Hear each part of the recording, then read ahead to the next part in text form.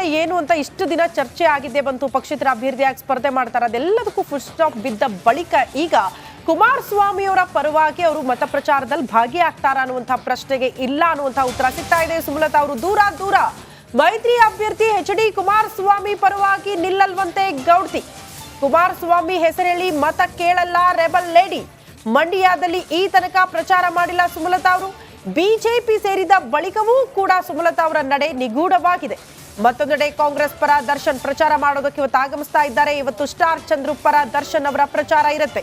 ಇಂದಿನಿಂದ ಗೊಂದಲದಲ್ಲಿ ಸುಮಲತಾ ಅವರ ಬೆಂಬಲಿಗರು. ಸಹಜವಾಗಿ ದರ್ಶನ್ ಅವರು ಲಾಸ್ಟ್ ಟೈಮ್ ಸುಮಲತಾ ಅವರ ಪರವಾಗಿ ಪ್ರಚಾರ ಮಾಡಿದ್ರು. ಈಗೇನಾದ್ರೂ ಸುಮಲತಾ ಅವರು ಕುಮಾರಸ್ವಾಮಿ ಪರವಾಗಿ ನಿಂತಿದ್ರೆ, ಪ್ರಚಾರದಲ್ಲಿ ಭಾಗಿಯಾಗಿದ್ರೆ ದರ್ಶನ್ ಅವರ ಸಪೋರ್ಟ್ ಕೂಡ ಕುಮಾರಸ್ವಾಮಿ ಅವರಿಗೆ ಸಿಗಬಹುದು ಅನ್ನುವಂತ ಲೆಕ್ಕಾಚಾರ ಇತ್ತು. ಬಟ್ ಈಗ ಅದು ಉಲ್ಟಾ ಆಗಿದೆ. ಸದ್ಯ ಈ ಬೆಳವಣಿಗೆ ಕುರಿತ ಒಂದು ಸ್ಪೆಷಲ್ ರಿಪೋರ್ಟ್ ಇದೆ, ಕ್ವಿಕ್ ಆಗಿ ನೋಡ್ಕೊಂಡು ಬರೋಣ. ಮಂಡ್ಯ ಮಹಾಯುದ್ಧ ಗೆಲ್ಲಲು ಕೈ ರಣತಂತ್ರ. ಸುಮಲತಾ ದತ್ತು ಪುತ್ರನಿಗೆ ಕಾಂಗ್ರೆಸ್ ಗಾಳ.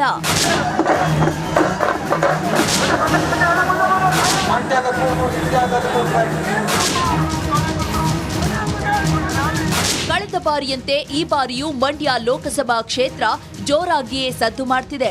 HD ಕುಮಾರಸ್ವಾಮಿ ಮೈತ್ರಿ ಅಭ್ಯರ್ಥಿಯಾಗಿ ಕಣದಲ್ಲಿದ್ದು ಗೆಲ್ಲೋ ಜಿದ್ದಿಗೆ ಬಿದ್ದಿದ್ದಾರೆ.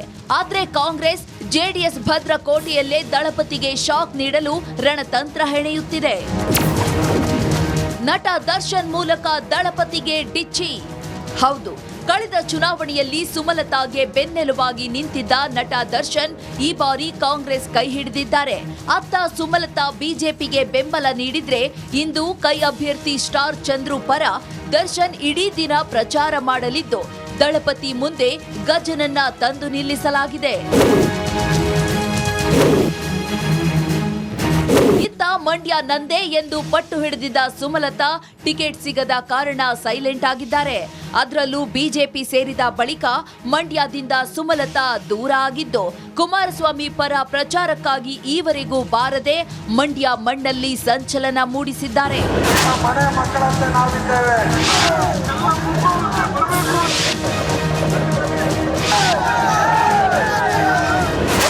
ಇಂಡಿಯಾ ಅಂದ್ರೆ ಮಂಡ್ಯ ಅನ್ನೋ ಹಾಗೆ ಈ ಬಾರಿ ಲೋಕಸಭಾ ಚುನಾವಣೆಯಲ್ಲೂ ಸಕ್ಕರೆ ನಾಡು ಹೈ ವೋಲ್ಟೇಜ್ ಕಣವಾಗಿ ಬದಲಾಗಿದೆ.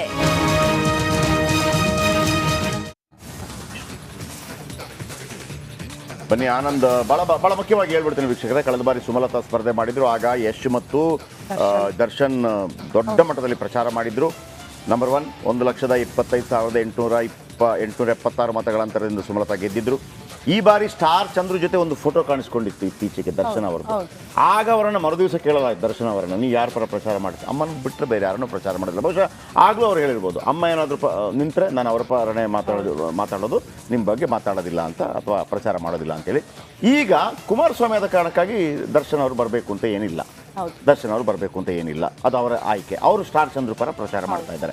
ವಿಶೇಷ ಏನಪ್ಪ ಅಂದರೆ ಸುಮಲತಾ ಅವರು ಯಾಕೆ ಎಲ್ಲೂ ಕೂಡ ಪ್ರಚಾರಕ್ಕೆ ಬರ್ತಾ ಇಲ್ಲ ಅಂತೇಳಿ. ಯಾಕಂದರೆ ಅದೀಗ ಮೈತ್ರಿಕೂಟ, ಅವರೇನು ಸಪರೇಟ್ ಅಲ್ಲ. ಸುಮಲತಾ ಈಗ ಪಕ್ಷೇತರ ಅಭ್ಯರ್ಥಿ ಅಲ್ಲ, ಅವರು one of the member, BJP member. BJP ಮತ್ತು JDS ಒಗ್ಗಟ್ಟಾಗಿದೆ. ಬಹುಶಃ ಒಮ್ಮೆ ಆದರೂ ಅವ್ರು ಬರಬೇಕಾದಿತ್ತೇನು, ಒಂದು ವೇಳೆ ದೊಡ್ಡ ನಾಯಕರು ಬಂದಾಗ. ಯಾಕೆ ಹಿಂಗೆ ಆಗ್ತಾ ಇದೆ ಗೊತ್ತಿಲ್ಲ. ಇದು ದೊಡ್ಡ ಹಿನ್ನಡೆ ಆಗುವಂಥ ಸಾಧ್ಯತೆ ಇದೆ ಕುಮಾರಸ್ವಾಮಿ ಅವರಿಗೆ, ಒಂದು ವೇಳೆ ಆ ಥರ ಆದರೆ. ಅದ್ರ ಜೊತೆಗೆ DK ಶಿವಕುಮಾರ್ ಒಂದು ಮಾತನ್ನು ಹೇಳ್ತಾ ಇದ್ದಾರೆ, ಕುಮಾರಸ್ವಾಮಿ ಗೆಲ್ಲಲ್ಲ ನೀನು, ಏಕವಚನದಲ್ಲಿ ಹೇಳಿದರು. ಸೊ ಇದೆಲ್ಲ ವೆರಿ ಸೀರಿಯಸ್. ಬನ್ನಿ ಇದರ ಬಗ್ಗೆ ಆನಂದ್ ನಮ್ಮೊಂದಿಗೆ ನೇರ ಸಂಪರ್ಕದಲ್ಲಿದ್ದಾರೆ. ಆನಂದ್, ಏನಿದು ಟ್ವಿಸ್ಟ್ ಮೇಲೆ ಟ್ವಿಸ್ಟ್? ಸುಮಲತಾ ಬರಲ್ಲ, ಆಮೇಲೆ ದರ್ಶನ್ ಇಂಡಿಪೆಂಡೆಂಟ್ ಎಲ್ಲಿಗೆ ಬೇಕಿದ್ರು ಹೋಗ್ಬೋದು, ಸ್ಟಾರ್ ಚಂದ್ರು ಜೊತೆ ಹೋಗ್ತಾ ಇದ್ದಾರೆ. ಇದೇನು ಹಿನ್ನಡೆ ಏನಾದರೂ ಆಗ್ಬೋದಾ JDSಗೆ? ಏನು ಕತೆ?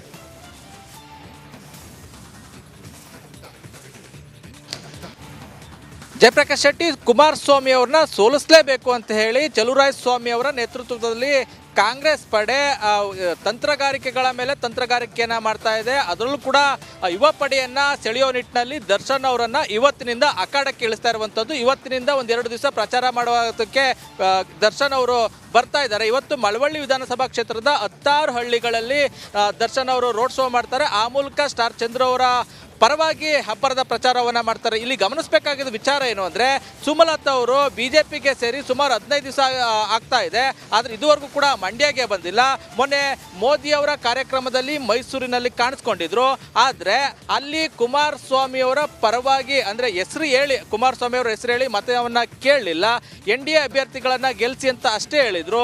ಇದು ಸಾಕಷ್ಟು ಒಂದು ಚರ್ಚೆಗೆ ಗ್ರಾಸ ಆಗ್ತಾ ಇದೆ. ಮತ್ತೊಂದು ಕಡೆ ಸುಮಲತಾ ಹಾಗೂ ಅಂಬರೀಷ್ ಅವರ ಅಭಿಮಾನಿಗಳಲ್ಲಿ ಒಂದು ಗೊಂದಲಕ್ಕೆ ಕಾರಣ ಆಗ್ತಾ ಇರುವಂಥದ್ದು. ಸುಮಲತಾ ಅವರು ನಿಜಕ್ಕೂ ಕೂಡ ಬಿಜೆಪಿಯನ್ನ ಸೇರಿ ಮೈತ್ರಿ ಧರ್ಮವನ್ನ ಪಾಲನೆ ಮಾಡ್ತಾ ಇದ್ದಾರಾ, ಅಥವಾ ಅವರು ಮುಂದಿನ ರಾಜಕೀಯ ಭವಿಷ್ಯಕ್ಕಾಗಿ ಬಿಜೆಪಿಯನ್ನ ಸೇರಿ ಅವರು ಕುಮಾರಸ್ವಾಮಿ ಅವ್ರನ್ನ ಬೆಂಬಲಿಸೋದಕ್ಕೆ ಮುಂದಾಗಿಲ್ವಾ ಅನ್ನೋದು ಒಂದು ಚರ್ಚೆ ನಡೀತಾ ಇರುತ್ತೆ. ಜೊತೆಗೆ ಅವರು ಒಂದು ಗೊಂದಲ ಕೂಡ ಇರುವಂಥದ್ದು. ಅದ್ರ ಜೊತೆಗೆ ಏನು ಅವರು ರಾಜಕೀಯ ನಡೆ ತೀರ್ಮಾನ ಮಾಡಿದಂಥ ಸಂದರ್ಭದಲ್ಲಿ ಖುದ್ದು ಅವ್ರ ಜೊತೆ ಇದ್ದಂಥ ದರ್ಶನ್ ಅವರು ನಾನು ಯಾವುದೇ ಚುನಾವಣೆಗೆ ಸಂಬಂಧಪಟ್ಟಂಗೆ ಏನೇ ನಿರ್ಧಾರ ತೆಗೆದುಕೊಂಡ್ರು ಅಮ್ಮನನ್ನ ಕೇಳಿ ನಿರ್ಧಾರವನ್ನು ತಗೊಳ್ತೀನಿ, ಅವ್ರು ಹೇಳ್ದಂಗೆ ನಾನು ಪಾಲನೆ.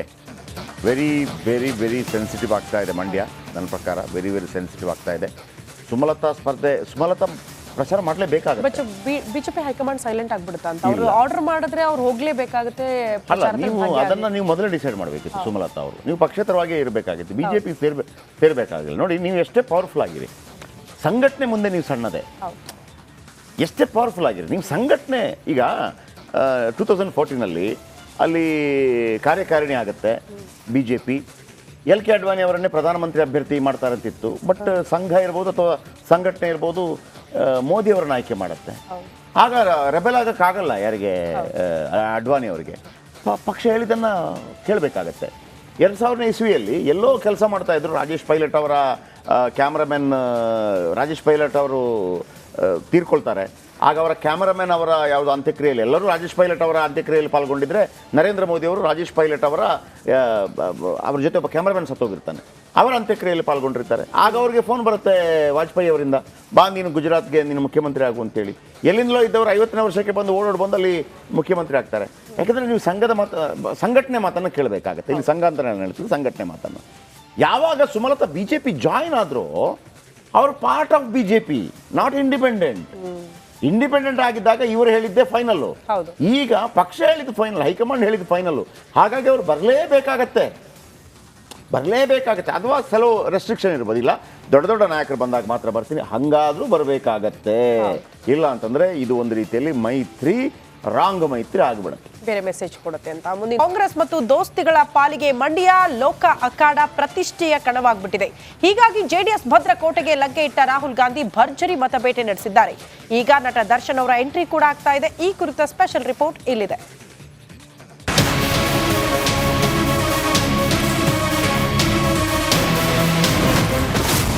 ಸಕ್ಕರೆ ನಾಡಲ್ಲಿ ರಾಹುಲ್ ಗಾಂಧಿ ಆರ್ಭಟ. ಜೆಡಿಎಸ್ ಭದ್ರಕೋಟೆಯಲ್ಲಿ ಕೈ ಮತಬೇಟೆ. ಜೆಡಿಎಸ್ ಭದ್ರಕೋಟೆ ಎಂದೇ ಕರೆಯಲ್ಪಡುವ ಮಂಡ್ಯ ಅಖಾಡಕ್ಕೆ ಕಾಂಗ್ರೆಸ್ ನಾಯಕ ರಾಹುಲ್ ಗಾಂಧಿ ಅಬ್ಬರದ ಪ್ರಚಾರ ನಡೆಸಿದ್ದಾರೆ. ಕಾಂಗ್ರೆಸ್ ಅಭ್ಯರ್ಥಿ ಸ್ಟಾರ್ ಚಂದ್ರು ಪರ ಮತ ಹಾಕುವಂತೆ ಮತ ಶಿಕಾರಿ ನಡೆಸಿದ್ದಾರೆ. ಈ ವೇಳೆ ದೋಸ್ತಿಗಳ ವಿರುದ್ಧ ರಾಹುಲ್ ಗಾಂಧಿ ವಾಗ್ದಾಳಿ ನಡೆಸಿದ್ದಾರೆ. चुनाव में मैंने आपसे कहा था कि यहाँ पे एक बीजेपी है और दूसरी उनकी बी टीम है, और आपने ये बात मान ली थी, और आज ये बात सबके सामने आ गई है. सिर्फ बी टीम नहीं है, उनके पार्टनर हैं. ಚುನಾವಣಾ ಬಾಂಡ್ ಬಗ್ಗೆ ಮಾತಾಡೋ ವೇಳೆ ಮೋದಿ ಕೈ ನಡುತ್ತಿದ್ವು. ಬೇಕಿದ್ರೆ ಗೂಗಲ್ಗೆ ಹೋಗಿ ನೋಡಿ, ವಿಡಿಯೋ ಇದೆ. ಯಾರು ಭ್ರಷ್ಟಾಚಾರ ಮಾಡಿದ್ದಾರೋ ಅವರೇ ಚುನಾವಣಾ ಬಾಂಡ್ ಖರೀದಿ ಮಾಡಿದ್ದಾರೆ. ಇದಕ್ಕೆ ವಸೂಲಿ ಅಂತಾರೆ. ಇದರ ಬಗ್ಗೆ ಸಮಜಾಯಿಸಿ ನೀಡಲು ಅವರಿಗೆ ಆಗ್ತಿಲ್ಲ ಅಂತ ಗುಡುಗಿದ್ದಾರೆ. किसी को धमका दिया और उससे पैसे ले लिए. दुनिया का सबसे बड़ा एक्सटॉर्शन स्कैम इलेक्टोरल बॉन्ड्स है. इसीलिए इसको समझाते हुए प्रधानमंत्री के हाथ कांप रहे थे. सरकार ने कंपनियों को धमकाकर, डराकर उनसे पैसे लिए हैं.